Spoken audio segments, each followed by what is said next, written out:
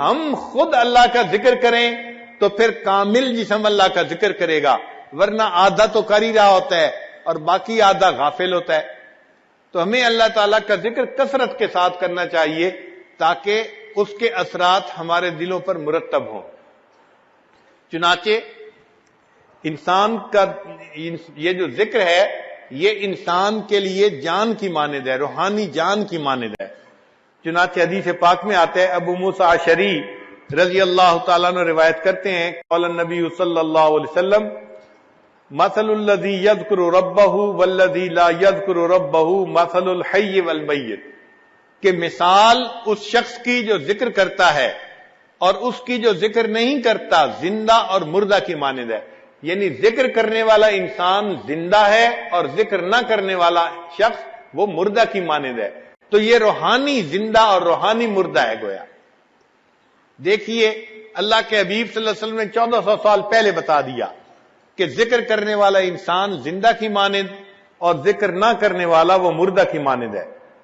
پھر نبی علیہ السلام نے ایک اور بہت پیاری مثال سے بات سمجھائی کہ جس طرح خزاں کے موسم میں درختوں کے پتے جھڑ جاتے ہیں اور خشک ہو جاتے ہیں، اگر اس وقت درمیان میں ایک بالکل سرسبز درخت ہو تو وہ کتنا حسین اور اچھا لگتا ہے۔ نبی علیہ السلام نے فرمایا کہ ذاکر اللہ فی الغافلین کالذی یقاتل عن الفارین، کہ اللہ کا ذکر کرنے والا غافلین میں بیٹھ کر وہ ایسے ہے جیسے کہ فرار ہونے والوں سے قتال کرنے والا شخص ہوتا ہے۔ وذاکر اللہ فی الغافلین کالشجرۃ الخضراء فی وسط الشجر الذی تحاط ورقۃ من الصریب، جیسے خزاں کے موسم میں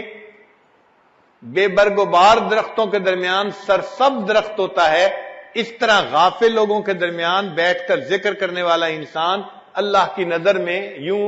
حسین اور اچھا معلوم ہوتا ہے۔ ایک اور حدیث پاک میں نبی علیہ السلام نے ارشاد فرمایا، صحابی اللہ عنہ کہتے ہیں کہ سمعت رسول اللہ صلی اللہ علیہ وسلم یقول ما صید سید ولا عضدت عضات ولا قطعت وشیجت الا بقلت التسبیح، کوئی شکار یعنی پرندہ شکار نہیں ہوتا اور کوئی ٹہنی نہیں ٹوٹتی مگر یہ کہ تسبیح کی قلت کی وجہ سے، یعنی وہ تسبیح جب کم کرتے ہیں پھر شکار ہو جاتے ہیں۔ اللہ کی شان دیکھیے کہ پرندے جب تک اللہ کا ذکر کرتے رہتے ہیں اس وقت تک کوئی ان کو شکار نہیں کر سکتا، جب ذکر میں کوتاہی ہوتی ہے، کمی ہوتی ہے، تو اس وقت ان کو گویا موت دے دی جاتی ہے۔ ابو الدرداء رضی اللہ عنہ روایت کرتے ہیں، ما اخذ طائر ولا حوت الا بتضییع التسبیح، کوئی پرندہ نہیں پکڑا جاتا، کوئی مچھلی نہیں پکڑی جاتی مگر جب وہ تسبیح کو ضائع کرتی ہے، یعنی اللہ کا ذکر کم کرتی ہے، اس وقت اس کو پکڑ لیا جاتا ہے۔ انس رضی اللہ عنہ ایک حدیث پاک روایت کرتے ہیں، آجال البہائم کلھا وخشاش الارض فی التسبیح، کہ جو بہائم ہیں، جانور ہیں، ان کی جو زندگیاں ہیں اس کا تعلق ان کی تسبیح کے ساتھ ہے، اور جو زمین کے کیڑے ہیں، حشرات الارض ہیں، ان کا تعلق بھی زندگی کا ان کی تسبیح کے ساتھ ہے۔ اگر وہ تسبیح کرتے رہتے ہیں تو زندگی لمبی رہتی ہے، جب ذکر میں کمی کرتے ہیں فَإِذَا انْقَضَى تَسْبِيحُهَا قَبَضَ اللَّهُ أَرْوَاحُهَا، جب تسبیح چھوڑ دیتے ہیں اللہ تعالیٰ پھر ان کی روحوں کو قبض کروا دیتے ہیں۔ ایک اور حدیث پاک میں یزید بن مرشد رضی اللہ تعالیٰ عنہ فرماتے ہیں کہ نبی السلام نے فرمایا، لا یصاد شیء من الطیر والحیتان الا بما یضیع من تسبیح اللہ، کہ جب کوئی پرندہ اللہ تعالیٰ کی تسبیح کو کم کرتا ہے، ضائع کر دیتا ہے، پھر اس پرندے کا شکار کیا جاتا ہے، یا مچھلی ضائع کر دیتی ہے تب مچھلی کو پکڑ لیا جاتا ہے۔ تو اس کا مطلب یہ ہوا کہ جو ذکر کرتا ہے وہ زندہ ہے، اور جو ذکر نہیں کرتا وہ اللہ تعالیٰ کے نزدیک مردہ کی مانند ہے۔ اسی لیے یہ پوری کائنات، اس میں جب تک اللہ رب العزت کا نام رہے گا یہ کائنات اس وقت تک سلامت رہے گی، اور جب یہ اللہ کا نام سے محروم ہو جائے گی، اللہ تعالیٰ اس کائنات کو ختم کر دیں گے۔ چنانچہ حدیث پاک میں ہے، قال رسول اللہ صلی اللہ علیہ وسلم لا تقوم الساعة حتى يقال في الارض اللہ اللہ،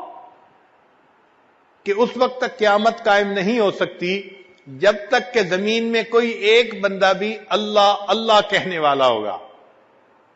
یہاں ایک نقطہ سمجھنے کی ضرورت ہے کہ قیامت سے بڑی مصیبت اور کوئی نہیں۔ اتنی بڑی مصیبت اس وقت تک نہیں آ سکتی جب تک کہ ایک بندہ بھی اللہ اللہ کہنے والا ہے۔ اور ایک اور حدیث پاک میں ہے کہ اللہ تعالیٰ نے اسرافیل علیہ السلام کو حکم دیا ہے کہ اگر تم دنیا میں کسی بندے کو سنو کہ وہ میرا نام لے رہا ہے تو اس نام کو سننے کے بعد سور کو پھونکنے میں 40 سال کی تاخیر کر دینا۔ تو ایک دفعہ اللہ کا نام لینا قیامت جیسی مصیبت کو اگر 40 سال ٹال دیتا ہے، تو جو بندہ روزانہ ہر وقت اللہ کا نام لے گا، اللہ اس سے دنیا کی مصیبتوں کو کیوں نہیں ٹالیں گے۔